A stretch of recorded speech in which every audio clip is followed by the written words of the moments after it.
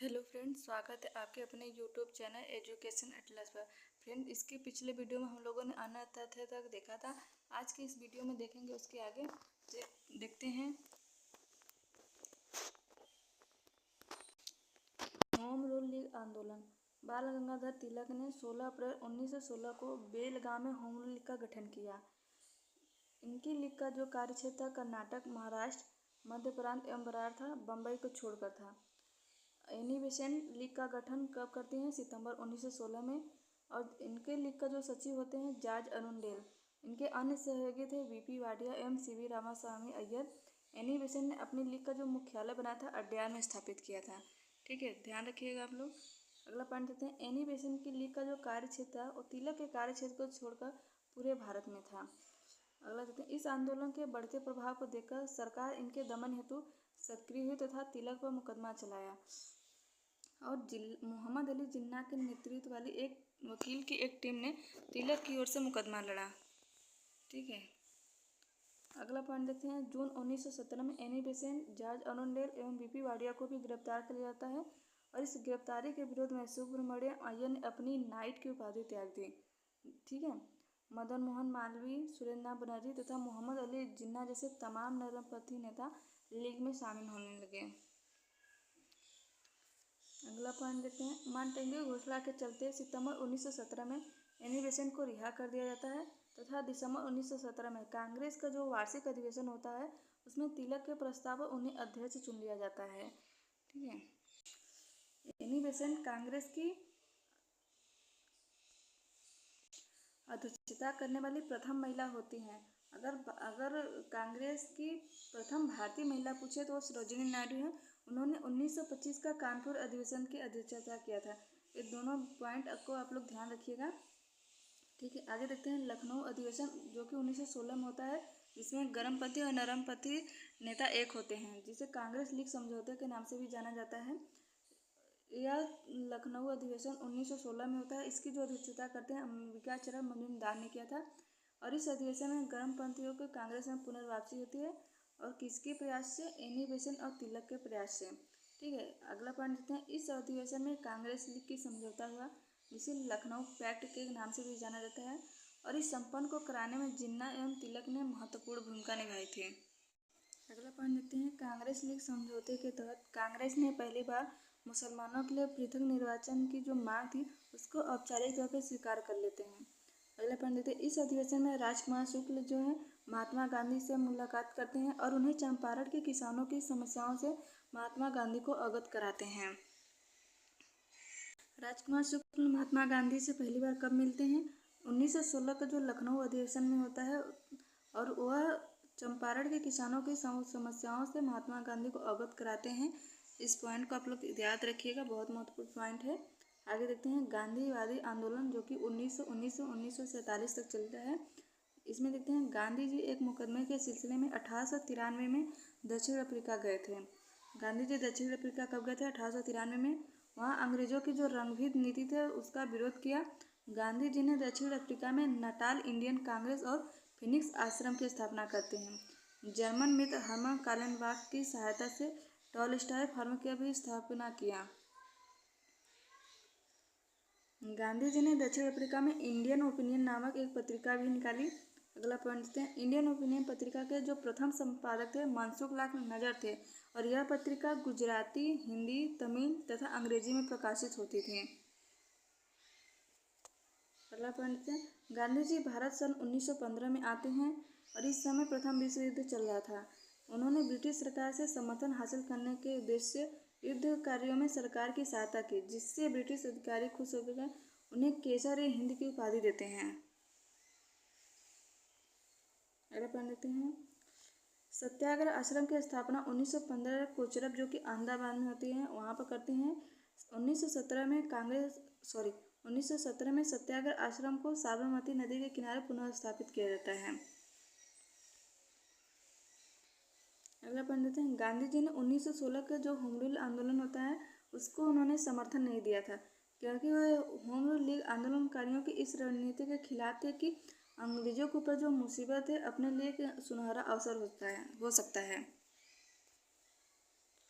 अगला पॉइंट देखते हैं, गांधी जी के भारत में सत्याग्रह के जो क्रम है देखते हैं। चंपारण सत्याग्रह 1917 में, अहमदाबाद मिल मजदूर 1918 में, खेड़ा सत्याग्रह 1918 में। देखते हैं गांधी जी के कुछ प्रमुख कथन है, उसको देखते हैं। पहला पॉइंट है, गलत साधन हमें कभी सही उद्देश्य तक नहीं ले जाते हैं। दूसरा पॉइंट है, स्वार्थ का वास्तविक स्थान जिह्वा नहीं बल्कि मन होता है। तीसरा पॉइंट देते हैं, साधन और उद्देश्यों का औचित्य बताते हैं। चौथा पॉइंट देते हैं, शक्ति के विरुद्ध अधिकार की इस लड़ाई में मैं विश्व की सहानुभूति चाहता हूँ, और यह कथन उन्होंने दांडी मार्च के दौरान कहा था। अगला पॉइंट देते हैं, सत्य परम तत्व है और वह ईश्वर है। अगला पॉइंट देते हैं, धरती सभी के लालच के लिए नहीं बल्कि सभी की आवश्यकताओं की पूर्ति के लिए पर्याप्त साधन उपलब्ध करवाती है। अगला पॉइंट देते हैं, मैं देश के बालों से ही कांग्रेस से बड़ा आंदोलन खड़ा कर दूंगा। आगे देखते हैं, रोलेट सत्याग्रह। फरवरी 1919 में प्रस्तावित रोलेट एक्ट में यह व्यवस्था की गई थी कि सरकार किसी व्यक्ति को जब तक चाहे बिना मुकदमा चलाए जेल में बंद रख सकती है। इसलिए इस कानून को बिना वकील, बिना अपील एवं बिना दलील का कानून कहा गया। रोलेट एक्ट के विरोध में महात्मा गांधी मार्च 1919 में एक विश्वव्यापी आंदोलन छेड़ने का निर्णय लिया। रोलेट एक्ट के विरुद्ध सत्याग्रह के लिए गांधी जी द्वारा स्थापित की गई सत्याग्रह सभा में ज्यादातर होम रूल लीग के सदस्य शामिल थे। अगला पॉइंट देते हैं, रोलेट एक्ट के विरुद्ध में स्वामी श्रद्धानंद ने लगान न देने का आंदोलन चलाने का सुझाव दिया था।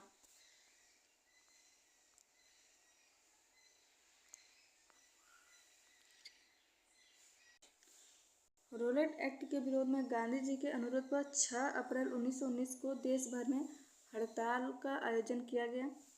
10 अप्रैल 1919 को पंजाब के लोकप्रिय नेता सैफुद्दीन किचलू एवं डॉक्टर सत्यपाल को गिरफ्तार कर लिया गया, जिसके विरोध में 13 अप्रैल को अमृतसर के जलियांवाला बाग में सरकार की नीतियों के विरोध में शांतिपूर्ण सभा का आयोजन किया गया।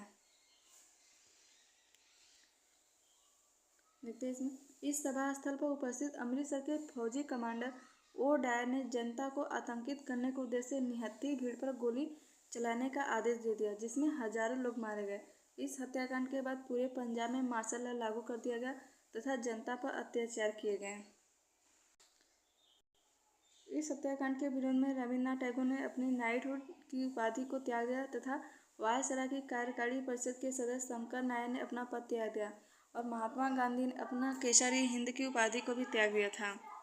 अगला पॉइंट देखते हैं, इस हत्याकांड के विरोध में चारों ओर उठ रहे विरोध के स्वर तथा बढ़ते दबाव को देखते हुए सरकार ने इसकी जांच हेतु हंटर कमीशन की नियुक्ति होती है। हंटर कमीशन की नियुक्ति किसकी जांच के लिए होती है, तो वह जलियांवाला बाग हत्याकांड के लिए होती है और इसमें 3 भारतीय को भी शामिल किया जाता है, जिसमें देखते हैं चिमनलाल सीतरवाल, सुल्तान अहमद तथा जगत नारायण थे। कांग्रेस ने भी इस हत्याकांड की जांच हेतु एक समिति की नियुक्ति की, जिसके अध्यक्ष मदन मोहन मालवीय तथा अन्य सदस्यों में महात्मा गांधी, मोतीलाल नेहरू, सिया दास और जयकर आदि थे। अगला देखते हैं, खिलाफत आंदोलन। देखते हैं इसमें, तुर्की का सुल्तान धार्मिक खलीफा था। प्रथम विश्व युद्ध के पश्चात विजेता देश जिसमें इंग्लैंड भी था, तुर्की को दंडित करना चाहते थे। इससे मुसलमान नाराज हो गए।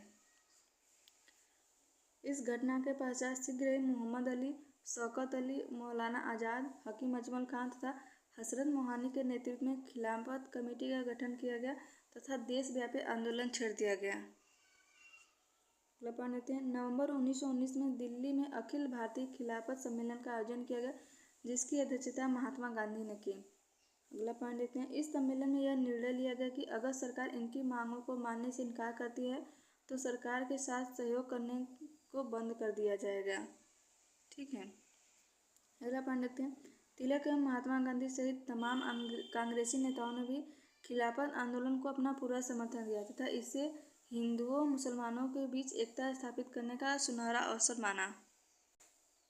अगला पॉइंट देखते हैं, जून 1920 में इलाहाबाद में सर्वदलीय सम्मेलन हुआ, जिसमें स्कूलों, कॉलेजों एवं अदालतों के बहिष्कार का निर्णय किया गया। मदन मोहन मालवीय ने खिलाफत आंदोलन का समर्थन नहीं किया था, ध्यान रखिएगा आप लोग। हकीम अजमल खान ने खिलाफत आंदोलन के दौरान हाजी उल मुल्क की पदवी त्याग दी थी। आगे देखते हैं असहयोग आंदोलन। असहयोग आंदोलन 1 अगस्त 1920 से प्रारंभ हो गया। इसी दिन तिलक का निधन भी हो जाता है।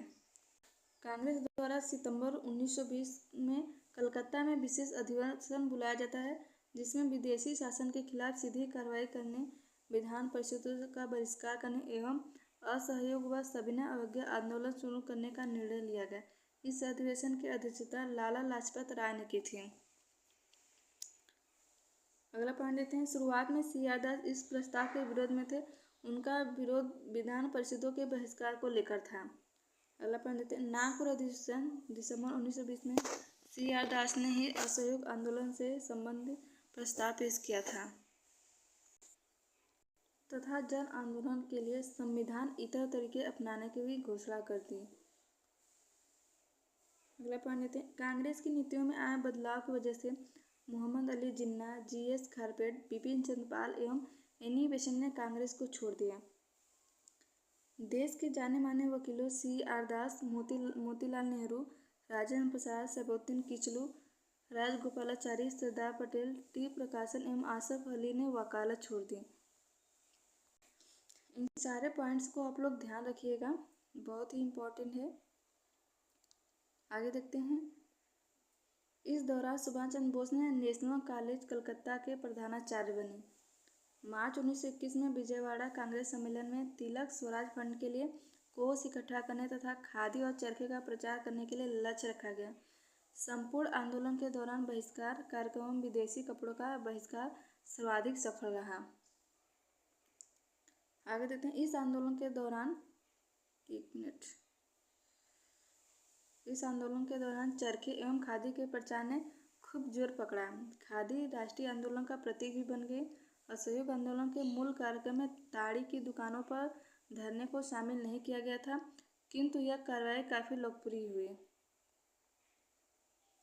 इसमें देखते हैं मुख्य पॉइंट जो है, रविन्द्रनाथ टैगोर ने विदेशी वस्त्रों को जलाए जाने का विरोध किया था।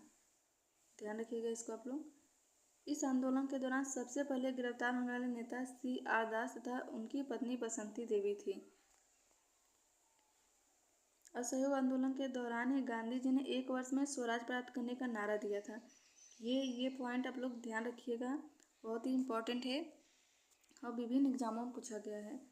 आगे देखते हैं। 5 फरवरी 1922 को उत्तर प्रदेश के चौरी चौरा, जो कि गोरखपुर में पड़ता है, भीड़ ने पुलिस थाने पर हमला कर आग लगा दी, जिसमें 22 पुलिसकर्मी मारे गए। चौरी चौरा कांड के बाद गांधी जी ने 12 फरवरी 1922 को गुजरात के बारदोली में बैठक की तथा एक प्रस्ताव के द्वारा आंदोलन को वापस ले लिया गया। गांधी जी के द्वारा आंदोलन को अचानक वापस लेने के निर्णय के जवाहरलाल नेहरू, मोतीलाल नेहरू, सुभाष चंद्र बोस, सी राजगोपालाचारी, सी आर दास आदि ने आलोचना की। आगे देखते हैं। स्वराज पार्टी। असहयोग आंदोलन की विफलता के पश्चात जनवरी 1923 में इलाहाबाद में सी आर दास एवं मोतीलाल नेहरू ने स्वराज पार्टी की स्थापना कर ली। सी आर दास इसके अध्यक्ष हुए एवं मोतीलाल नेहरू महामंत्री बनाए गए। स्वराज पार्टी से संबंधित जो अन्य नेता थे, एन.सी. केलकर तथा श्रीनिवास अयंगर थे। अगला देखते हैं। स्वराज्यों में चुनाव में भाग लिया तथा 1925 में विट्ठल भाई पटेल को सेंट्रल लेजिस्लेटिव असेंबली का अध्यक्ष निर्वाचित कराने में सफल हुई। देखते हैं साइमन कमीशन। साइमन कमीशन नवंबर 1927 में ब्रिटिश सरकार द्वारा सर जॉन साइमन की अध्यक्षता में Indian statutory commission Simon commission के गठन की घोषणा की गई। देखते हैं इसमें। जॉन साइमन इंग्लैंड की उदारवादी पार्टी से संबंधित थे। अगला पॉइंट देखते हैं। इसे भारत में भावी प्रशासनिक सुधारों, संवैधानिक सुधारों के संबंध में सिफारिश देनी थी। देखते हैं अगला पॉइंट। लॉर्ड इरविन के सुझाव पर भारतीयों को साइमन कमीशन से बाहर रखा गया। भारतीयों को साइमन कमीशन से बाहर किसके सुझाव पर रखा गया था? तो लॉर्ड इरविन के। इसके जो सभी सदस्य थे श्वेत थे, अतः इसे व्हाइट मैन कमीशन भी कहा गया। यह भी कारण था कि भारतीयों ने इसका विरोध किया था। 1927 में कांग्रेस के मद्रास अधिवेशन में, जिसकी अध्यक्षता डॉक्टर अंसारी कर रहे थे, इस आयोग का बहिष्कार करने का निर्णय लिया। तेज बहादुर सप्रू के नेतृत्व में लिबरल फेडरेशन, भारतीय औद्योगिक एवं वाणिज्यिक कांग्रेस तथा हिंदू महासभा ने भी इस आयोग का बहिष्कार किया था। अगला पॉइंट देखते हैं, मुस्लिम लीग के जिन्ना गुट, जिसका लीग में बहुमत था, उसने साइमन कमीशन का बहिष्कार नहीं किया।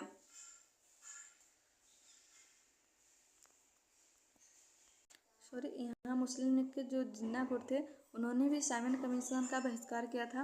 वहीं मुस्लिम लीग में सभी गुट, मद्रास की जस्टिस पार्टी और पंजाब की यूनियनिस्ट पार्टी ने साइमन कमीशन का समर्थन किया था। ये दोनों पार्टी को आप लोग ध्यान में रखिएगा। सभी गुट जो थी मद्रास की जस्टिस पार्टी और पंजाब की यूनियनिस्ट पार्टी, दोनों को ध्यान रखिएगा आप लोग। अगला पॉइंट देखते हैं, 3 फरवरी 1928 को आयोग बम्बई पहुंचा, जिसका व्यापक विरोध किया गया। लखनऊ में खोलाकुज्जमा और मद्रास में टी प्रकाशन ने इसका विरोध किया था। इसमें एक पॉइंट को आप लोग और ध्यान रखिएगा, साइमन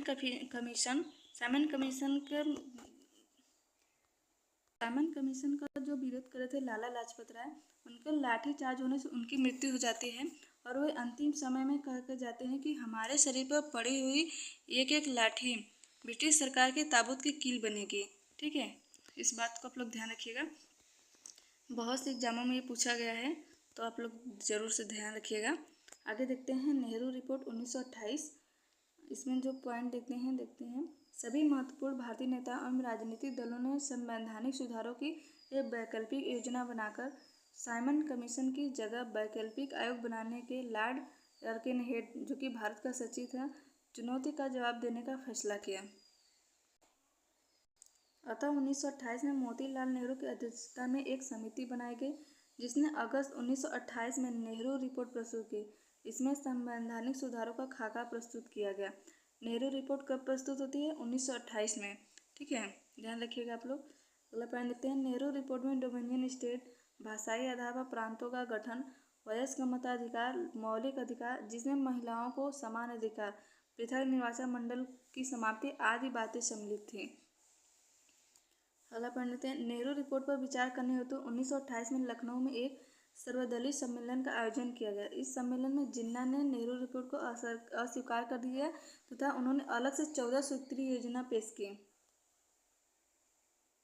अगला पॉइंट देखते हैं, जवाहरलाल नेहरू के नेतृत्व में युवा एवं उग्रवादी राष्ट्रवादियों ने नेहरू रिपोर्ट में स्वायत्तशासी डोमिनियन पद्धति की मांग पर आपत्ति जताते हुए पूर्ण स्वराज की मांग की।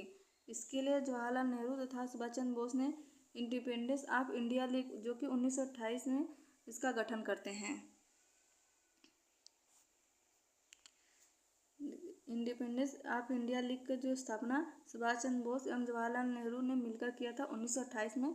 इस पॉइंट को आप लोग ध्यान रखिएगा।